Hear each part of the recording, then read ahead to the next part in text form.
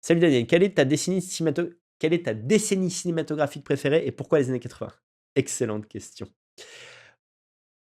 Ma décennie préférée est la décennie des années 70. Voilà. Parce que, mmh, pour 3 raisons. Pour 3 raisons.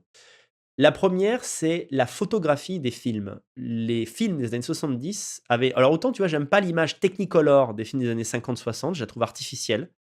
Tu sais, les films hollywoodiens, là, les blockbusters des années 40-50, tu as l'impression que le rouge est trop rouge, que le bleu est trop bleu. Enfin, moi, j'ai l'impression constamment d'être à Disneyland quand je regarde ces films-là. Mais dans les années 70, je sais pas pourquoi, mais il y a une esthétique. Par exemple, tu regardes le film Le Parrain, indépendamment du contenu lui-même, de ce que ça raconte, des acteurs qui jouent exceptionnellement bien et tout. Tu regardes juste l'image, la photographie est géniale. C'est-à-dire que c'est contrasté, c'est nuancé, c'est beau, c'est profond, c'est ténébreux, quand ça doit l'être. Voilà, les grands films des années 70, je trouve que déjà leur qualité d'image est extraordinaire. C'est une qualité d'image ensuite qui s'est un peu perdue, mais pour des raisons, c'est des choix de cinéma qui ne sont pas des choix que j'apprécie. Voilà, je trouve par exemple que l'étalonnage des films aujourd'hui est très terne. On en a parlé sur le Blabla Cinéma il y a quelques jours. Je crois même que c'était hier ou aujourd'hui, mais peu importe.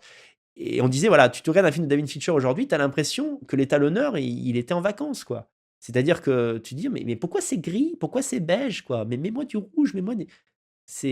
Apparemment, c'est vu comme un truc stylé d'avoir une image terne aujourd'hui.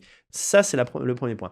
Le deuxième point, c'est que ça a été la fin de la censure. La fin des années 60 a marqué la fin des censures, du code Hays aux États-Unis. Et donc, des choses qu'on n'avait pas le droit de montrer avant, on a pu les montrer. Alors, bien sûr, ça a fait qu'énormément de films trop gore et qu'on n'a pas retenus parce qu'ils sont débiles sont sortis à ce moment-là. Mais ça fait que des réalisateurs qui se retenaient, eh bien, ont pu donner un peu le meilleur d'eux-mêmes et donner des expériences de cinéma qui sont super fortes. Par exemple, un film comme Taxi Driver n'aurait pas pu exister 10 ans avant. Il est sorti, je crois, en 75. Il n'aurait pas pu sortir en 65. Parce que Scorsese n'aurait pas pu montrer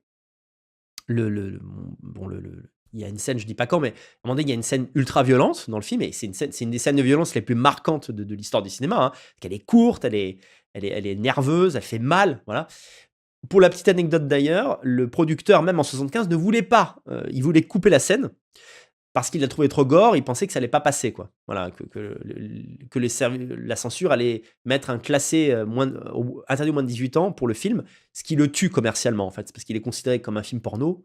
Enfin, il est considéré aussi dangereux qu'un film porno pour les gens, et donc il ne sort pas dans des salles normales, donc le film fonctionne pas. Bah, heureusement, finalement, ça n'a pas été le cas, puisque Taxi Driver est sorti sur les écrans, on va dire, du monde entier, et a même gagné la Palme d'Or.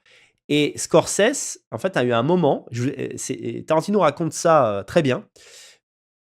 C'est par Tarantino que j'ai appris cette anecdote. En fait, il y a un moment où Scorsese, Scorsese l'a révélé quelques années après, il a voulu tuer son producteur. Il a voulu l'assassiner. Voilà, parce que Scorsese avait compris qu'il était en train de faire un chef-d'œuvre, et il dit au producteur, en fait, je suis en train de peindre la Joconde et tu me dis de mettre du rose fluo, je vais t'enculer. Je vais t'enculer et tu vas pas aimer ça. Et donc, il a eu l'idée, plus exactement, je crois que c'est sa monteuse qui a eu l'idée de ternir justement le sang dans la partie du film où il y a une explosion de violence et un massacre. Et donc, et si vous regardez cette scène, si vous regardez Taxi Driver, vous pouvez pas rater la scène. Quand vous tombez sur cette scène, vous verrez que le sang est un peu couleur terre battue. C'est pas cette couleur-là, quoi. Et même, c'est même pas terre battue, c'est vraiment terne, quoi. C'est vraiment terne. Un mélange de rouge avec du beige, et une image qui donne l'impression que pas que c'est du faux sang, mais ça choque moins que si c'était ultra rouge, quoi. Et finalement, les censeurs ont accepté. Ils ont vu ça, ils ont dit oui, que c'est violent, mais ça passe. Bref. Donc, deuxième raison, c'est-à-dire qu'il y a eu des films extrêmement audacieux qui sont sortis des années 70, et le mélange du talent d'un réalisateur avec de l'audace, eh ben, ça donne du grand cinéma. Et le dernier point, c'est que c'est la dernière décennie où les artistes, les réalisateurs, on va dire, avec du génie, selon moi, comment on pourrait dire, des artistes, voilà, avaient la main sur les films. C'est-à-dire que c'est une histoire qui est connue. Les années 80, alors oui, il y a des très bons films dans les années 80, mais c'était beaucoup des films de studio. Et les producteurs ont pris le dessus sur les réalisateurs en leur disant, OK, en fait, il y a plein de tentatives, je sais pas, vous regardez un film, je parle souvent de ce film, vous regardez un film comme Ludwig de Visconti, un film comme ça aujourd'hui ne serait pas produit. Parce que les producteurs disaient: «Mais tu te fous de ma gueule, on va pas réserver». Vous savez que le film est tourné en partie dans le château de Neuschwanstein en Allemagne, ce magnifique château-là, qui a servi d'inspiration d'ailleurs pour le logo Walt Disney, si je dis pas de bêtises. Et bref, ça a coûté une fortune alors que c'est un film d'auteur en réalité. C'est une saga, mais c'est un film d'auteur.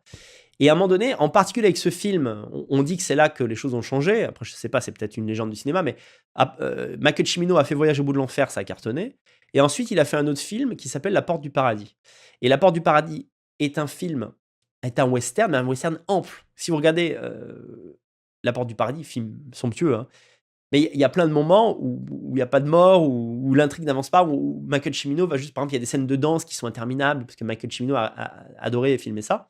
Donc le film a coûté un fric fou, il a pas marché autant que ce qui était prévu et donc il y a eu une espèce de consortium, j'allais dire, mais les producteurs se sont tous mis à une table et ont dit: «Bon, les réals là, les génies de mes couilles, Kubrick, quoique lui, il avait un statut un peu particulier jusqu'à la fin de sa vie, mais les Scorsese, les De Palma et tout, non, non, mais il y en a marre de ces conneries». C'est-à-dire que, George Lucas nous a prouvé qu'on pouvait enculer le game avec un film commercial qui est interdit nulle part, et avec lequel tu peux faire 150 millions de produits dérivés.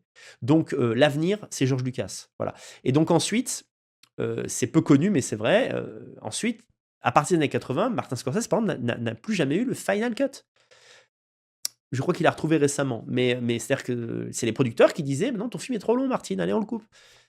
Ton film est trop court, tu vas rajouter des scènes, voilà, cette scène elle est trop violente. Ah mais elle est nécessaire pour la compréhension du film, hop».